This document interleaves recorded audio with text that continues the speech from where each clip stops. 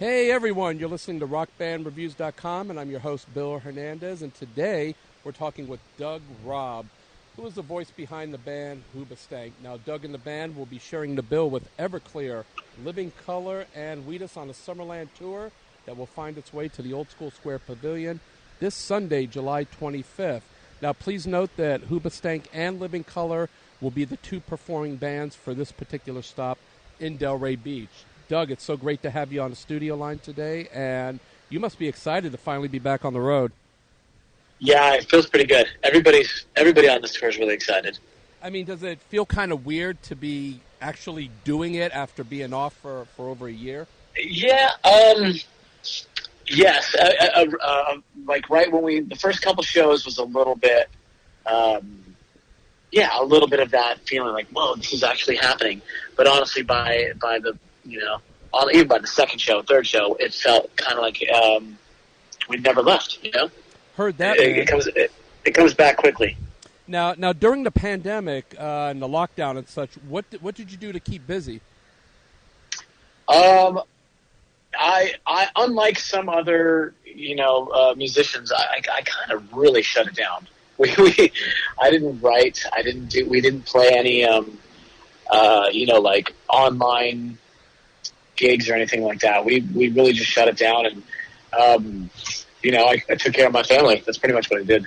Oh no, I think that's a good thing, definitely. And I mean, to those bands and performers out there that tour like 3/4 of the year, the pandemic, as terrible as it is, kind of seems like a blessing in disguise, as it's given performers time to be with their families a lot more.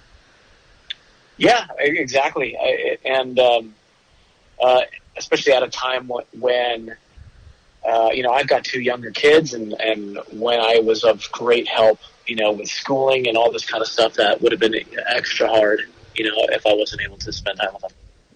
So you must be pretty stoked to be sharing the bill with Everclear and Living Colour and Wheatus. I know Living Colour was one of your bands growing up, man. That really impressed you. Yeah, I still kind of pinch myself a little bit, because I think I've told them the story enough of Living Colour, that is, of some of the shows that I'd seen them play out when I was like in high school or just out of high school. And now that, we're on tour together and sharing the stage and hanging out on the bus and, going to dinners and all that kind of stuff, it's surreal in a weird way, It doesn't seem like the same two bands right now, but every once in a while I go, wait, this is it. This is that band, right? It trips me out. It's pretty weird. I covered them for the first time 3 years ago in a little club down here, and had talked with Doug Wimbish, before the show, like we're doing right now. And I tell you, to see this band live, they still have that energy that they brought to the stage back then. I mean, it's crazy, man. Age knows no limit with those guys, that's for sure. Yeah, absolutely. I still go, oh my God, you guys shred. Now, speaking of age, I mean, it's hard to believe that we're approaching Hoobastank's 20th anniversary, of course, of the band's self-titled debut album. Did you perceive the impact this album would have on rock music at that time when you were recording it? I mean, that's assuming that I agree that it had an impact on rock music at all at this point. That's not really for me to say. Yeah. I can't. But I definitely did not think I would be doing this 20 years later. Not that I thought I wouldn't be doing it, but I do remember signing our record deal, and this was in 2000, and talking with our attorney at the time, and he's telling us about the deal, going, oh, you got this and this, and he's talking about numbers and stuff. But I do remember him going, and in 15 years, you guys will have your, he's going through these, lawyer speak, and I'm thinking to myself, like, 15 years? Like, are you kidding me? Like, that's so long from now. How can I possibly be doing this 15 years? And here we are 20 years later, It's such a fickle business, Yes, it is. It's absolutely, what have you done for me lately? Mm-hmm. And it's hard to keep doing things for people lately. You know, like, so the fact that, you know, we've been lucky enough or fortunate enough or whatever you want to call it to have some success and be able to still call this our only jobs 20 years later is damn, we're lucky. We won the lottery on that one. It's a dream come true, man. Yeah. Now, as a vocalist, what do you do, if anything, to maintain your vocals while you're on tour? Well, my normal lifestyle, I think has contributed to me staying relatively healthy. I don't smoke. Like, I've never smoked. I rarely drink, and I mean rarely.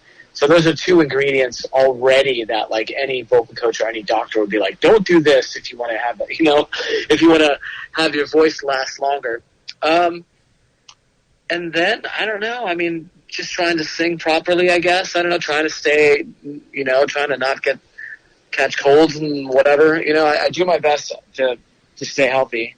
I mean, it's for as fun as it is and how much I love doing it, at the end of the day, it still is my job. So I have to, you know, I have to show up prepared. So I do, you know, I think about that a lot on off days and prior to tours, like make sure I'm in good health and, you know, stay away from people that might be sick before we go on the road. And it's stuff I've kind of always done. And even with all that, you still, you know, you still get sick. You live on a bus with a bunch of other dudes.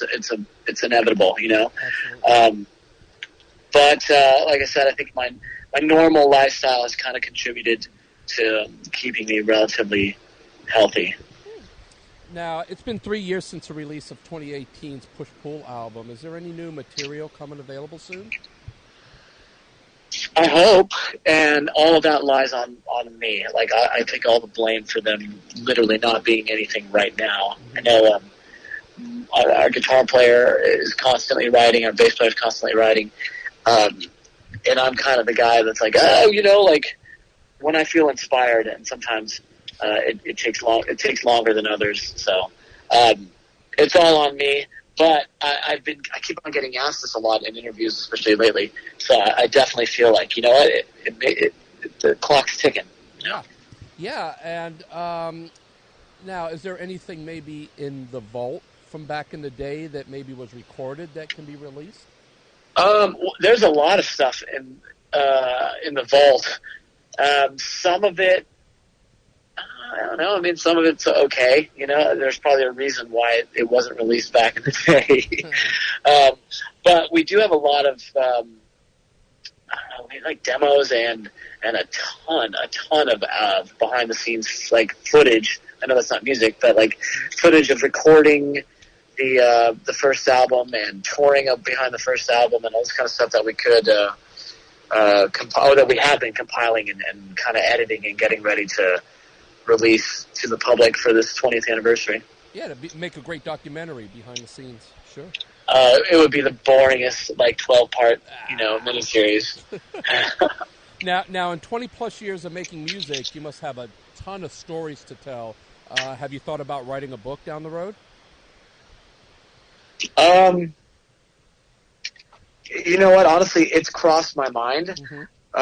Not because I think I have like extra interesting stories as opposed to like all the other touring artists out there. You know, everybody's got. In fact, I think my stories are probably tame. But there, you know, for people who like the band, there might be some interesting anecdotes. You know, and also partially when I think about it, to kind of put something down for my my kids to, you know, to hear about and read about later. I'm like, oh, that's what you did, Dad? You know, because, I mean, the heyday of most of my shenanigans in this band's, you know, glory days were before my kids were born, you know. So nowadays, we were just in Kansas City, and I had my my wife and kids out for a couple days. So they're at a show, and they still kind of look at me with this weird look, like, this is what you do. This is so, you know, this is so undad of you, you know? So one of these days they'll be able to, like, indulge in a lot of these, like, archived footage and stories that we have, and then I think it'll probably blow their minds. Yeah, let's do it while you're still alive, though, bro. Right. You don't want to be one of those things where, you know, 30, 40 years when you're gone, it finally resurfaces, you know? You know what, though? If that happens, too, I'll take it. It's fine. Heard. Yeah, absolutely.